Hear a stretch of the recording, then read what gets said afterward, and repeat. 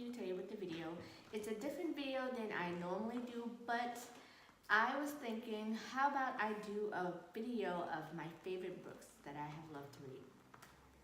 So, like I said, this is the first video that I've done like this with, my favorite books to read, and sometimes I post like, what I'm currently reading, but not all of the time. So I thought I would come to you with a video of some of my favorite books, the books that have inspired me throughout the years and things that I've come to love. So,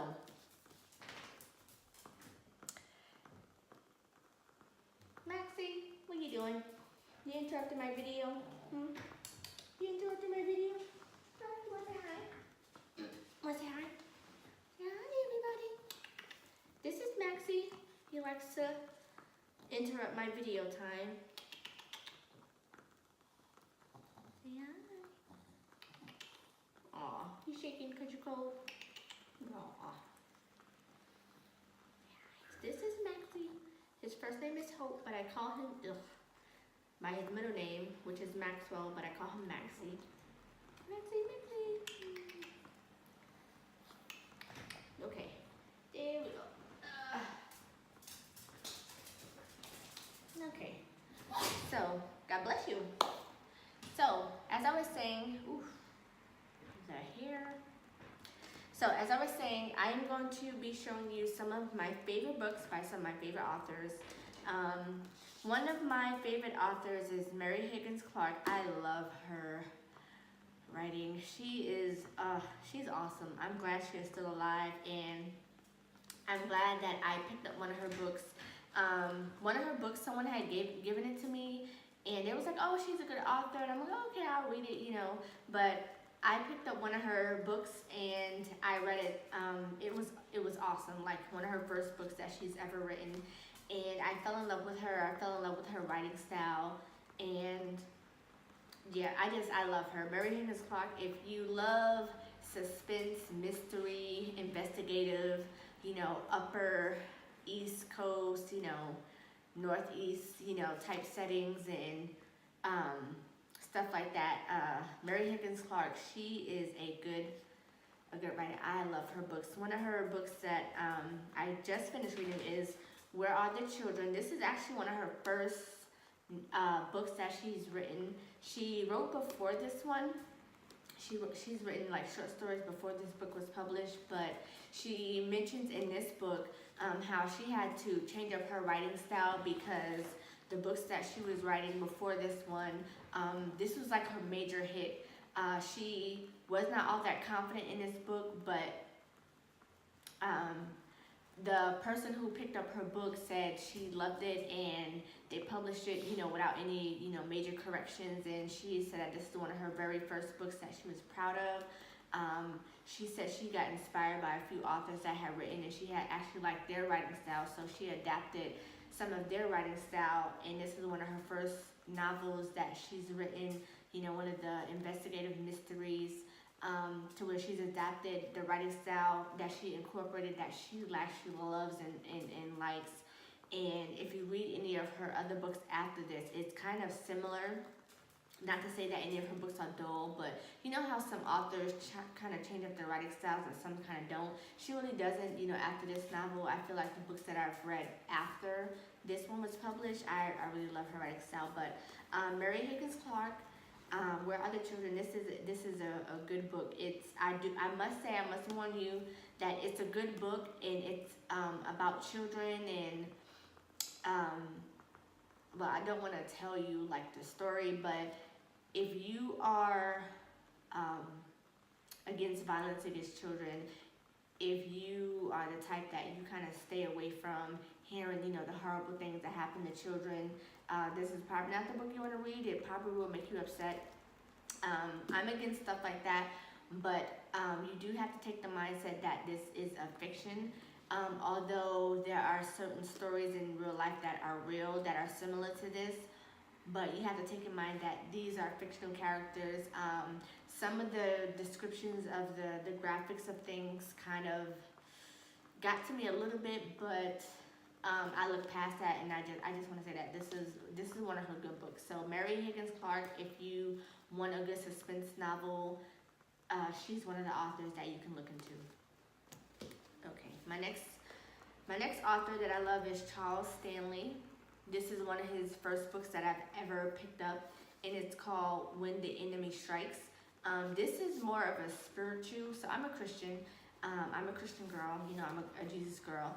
So I do a lot of religious reading, as some may say, but I call it spiritual reading. I do a lot of reading about Christianity and how to overcome, things in life and what have you. But Charles Stanley, he is a pastor of a church. He's the senior pastor. I forgot what church he pastors, but I do watch a lot of his sermons, and I have read a few of his books. This is one of the very first books that, I think this is the right way if you can see it. When the Enemy Strikes. This is one of the first books that I picked up from him, and it's really good. He has a good testimony. This is one of the books that I read that got me through some of my hard times. So if you're a Christian, or you're into books that is uplifting and how you overcome some of your obstacles in life, When the Enemy Strikes by Charles Stanley. There was a cover to it, but I took it off, and I don't know what the cover is, but it didn't come like this. But let me see. This is the inside. When the Enemy Strikes. The Keys to Winning Your Spiritual Battle, Charles Stanley. So this is one of his books. It's really good. My next book that I absolutely love is from Sara Jakes Roberts. At the time, she wasn't married, but this is one of her first published books that she's written. And I actually love this book. This book is really inspiring. If you like her and you haven't heard of any of her written works, this is one of the books to pick up. This is Lost and Found. This tells you her, from her beginnings, like from when she was born and how she grew up in a mega church. Her father is Bishop T. Jakes. This is a really good book if you are looking to be inspired. And again, this is one of the spiritual books, even though it talks about her journey and, some of the hard times that she's gone through and some of her good times. She's a pastor now with her husband, Tori Roberts. But this is a good book. If you're looking for something spiritual and inspirational and about God and about Jesus, this is one of the books. I did not mean to hit that against my lip. She is, I don't want to say new age, but if you're looking for, younger pastors, younger inspiration, she's one of the people to read. So this is a good book, Lost and Found by Sara Jakes. And speaking of, I actually didn't mean to actually put it in this order. It's funny that it is in this order, but this is her husband, Tori Roberts. This is one of his good books that I love. His first book, this is his second book. His first book was Purpose Awakening. His second book, Holiness. I actually like this book. It's a very easy read, very short, very easy read, and I actually love this book. It has a lot of good inspirational stories. I guess you would say like real life situations that he adds to this book to give you an insight over like what he's talking about and things like that. But this is a really good book, Wholeness by Tori Roberts, which is Sara Jakes Roberts' husband. That's one of the other favorite books that I have. My first very, very, very favorite book besides the Bible is Battlefield of the Mind. This is one of the very, very first books that I picked up by Joyce Meyer. And let me tell you, I've been following Joyce Meyer for years and years and years and years. Okay, maybe not that long. I'm not that old. But Joyce Meyer, Battlefield of the Mind. It's a really good book. The back says, "A war is raging. Your mind is the battlefield." I'm gonna just read the back of it because I think reading sometimes the back of books is probably one of the best ways to get the feel of the book besides me just describing it. Okay, the back of the book says, worry, doubt, confusion, depression, anger, and feelings of condemnation. All these attacks on the mind. If you suffer from negative thoughts, take heart. Joyce Meyer has helped millions of these all-important battles, and she can help you too. In her most popular bestseller ever, now with the newly updated content, the beloved author and teacher shows you how to change your life by changing your mind. She teaches you how to deal with thousands of thoughts you have every day and focus your mind to think the way God thinks. And she shares the trials, tragedies, and ultimate victories from her own marriage, family, and ministry that led her to wondrous, life-transforming truth, and reveals her thoughts and feelings every step of the way. Now it's your turn to gain control over your mind and find freedom and peace. Recognize damaging thoughts and stop them from influencing your life. Be patient with yourself even when you make mistakes. Arm yourself with the Word of God, praise, prayer, and powerful spiritual weapons. Overcome your mental wilderness, the bad attitudes and excuses people use that keep them from God, and find underneath of happiness and fulfillment. So this book is really, really good. If you have a lot of pride and you are one of those people who, say, I don't suffer with bad thoughts and, my mind is good and things like that, if you want your pride to get away from your healing, that's fine. But honestly, everybody suffers with the battlefield of the mind. We all have negative thoughts. We all are attacked spiritually, especially as Christians. As Christians, we're probably one of the most attacked in our minds because the mind is where God can set you free. The mind is powerful. In Proverbs 4:23. Proverbs 4:23. Hold on, let me get it up in my app. I didn't mean to preach, but in talking about some of my favorite books, you have to be honest and kind of delve in a little bit, especially when it comes to the spiritual battles. Let me pull up, because I may have quoted the wrong scripture, sorry.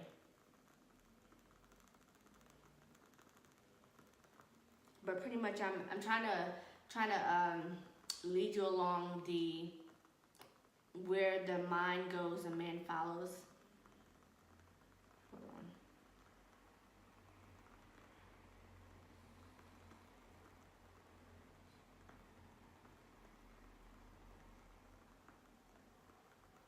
Nope, that's not it.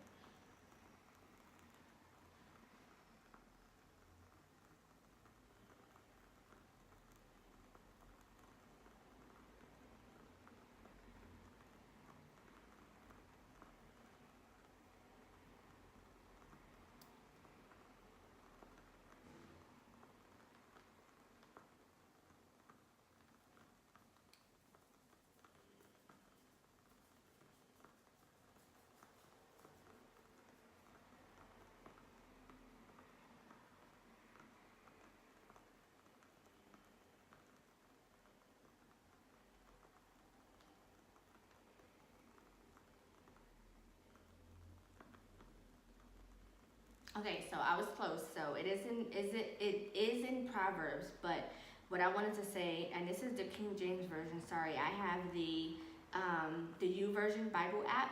If you can see it, the YouVersion Bible app. It's Proverbs 23:7. For as a man thinketh in his heart, so is he. Eat and drink, saith he to thee, but his heart is not with thee.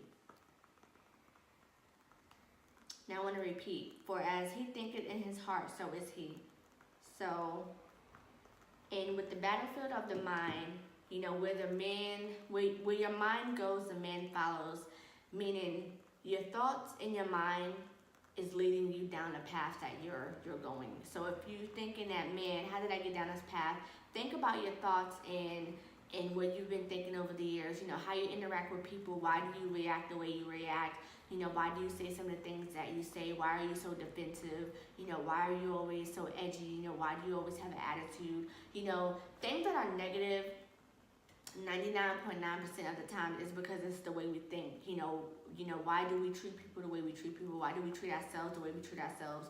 Even with our relationship with God, you have to ask yourself, what is your level of thinking? Because in one of the things that I wrote previously, I used to think that God was, mean. I used to think that he was, always, punishing those who did wrong, because it was my mindset. I always thought that God was, yes, he's the Almighty, yes, he's the Alpha and Omega, but he's also merciful, and he's also kind, and he's also just, and he's also loving, and he's like a father. You know, he will correct you when needed, but he will still love you into change. But before I got that revelation, I was always afraid of God, not in a healthy way. I wasn't afraid of God like the Bible said. You can fear God, but you're supposed to have reverential fear, meaning you're supposed to respect God, not fear God to think that he would harm you or hurt you in a purposeful way. So that's what I used to think. And if you pick a battlefield of the mind, if you feel like you're one of those people who you're always attacked in your mind, you always feel tired, you feel drained, and you have to think that it goes back to your thoughts. So Battlefield of the Mind by Joyce Meyer is an awesome book. I'm telling you, it will set you free from the things you probably never even knew you needed to be set free from. You know, the things that you've grown up and learned in your childhood, you realize that even though you're used to it, you will probably realize that just because you were introduced to it as a child doesn't make it right. So Battlefield of the Mind is a good book. Pick that up. Another one of the good books that I love is from Lala Anthony. That's not her real name. Well, not her real first name, but they call her Lala, and Anthony is her married name. But the Power Play book, Rules for Independence, Money, and Success. This book is good. I love this book. Like, if you guys, want to get your snatch on and your feminism, and you want to be all about the, I'm independent, and this is a good book. It's fun. It's creative. She gives her background story in this one as well. I love this book. If you guys looking for a good read, it's not that short, but it is. Let me see how many pages. 246 pages, but it's really good. It's like a good chick book. But I love it. I love some of her testimonies in there. I love her examples and her real life struggles and ways to get out of where she was. It's really a good book. Now, who would I be if I didn't add my own book? Now, when I thought about making this video, I had no intentions of displaying my book. It's short, it's small, but this is my book, and I am a published author. As I was going through my bookshelf, because I was like, oh, let me just do a video on some of my favorite books. I was like, well, why not throw mine in there? So I will say this is one of my favorite books. You guys are probably thinking, oh, she's so whack. She advertises her own book. No, I'm not. This is how you get yourself out there. But this is my book. As you can see, it's titled What's Your Fish? The Story of Jonah. I published this July 6th. It is on Amazon, Barnes & Nobles, Goodreads, any online shopping store. You can get it available. It's available in ebook and published. Not hard copy, soft copy, but this is what it looks like. So this is my book, and so yes. So you want to know what it's about? I'm reading from the back. Making unexpected detours in life is always well unexpected. It also delays the process and direction in which God wants to take us, especially when we're running from God out of fear or stubbornness. However, God is still faithful to his word in our own mess. We can all turn back to God because his arms are always open with grace and mercy. Whatever fish we face, whether it's out of our own disobedience or it's just a storm in life, we are never alone. God will be right there waiting and even guiding us through our storm. In the midst of our storm, we will often find ourselves giving sweet praise of thankfulness. This does not come easy, but it is necessary. If we want to move forward in God's will, this often comes when we are in a place of humility and coming of our own. This book will help you see that you are not the only one running from something. We all have a fish to bear, and we all have a belly to confront ourselves. Like Jonah, it's possible to have a call in our lives, and in the midst of everyone else's praise, we can find ourselves running even from the still small voice of God telling us to do one simple task: love his people back to life. So, I like this book, and if you would like to get it, you can go on Amazon, Barnes & Nobles, any online bookstore, Christian Read, Goodreads. It's even on eBay. But I will say, on Amazon and Barnes and Nobles, it's listed as $9.95. If someone is trying to, besides shipping and handling, if someone is trying to sell you this book and it's like $15, $20, don't buy it, okay? Because that is not what I listed this book as the price, and they're probably just trying to make a profit, unless that includes the shipping and handling. But if you're paying more than $10 for this book, you know, not to include shipping and handling, then I would say don't buy it, because whoever's selling it that's not the right price. The original price is $9.99 or $9.95, depending on where you go, but the book should be no more than $10, not including shipping and handling. And shipping and handling, depending on where you live and where you are, is anywhere between like $5, $8, maybe $10.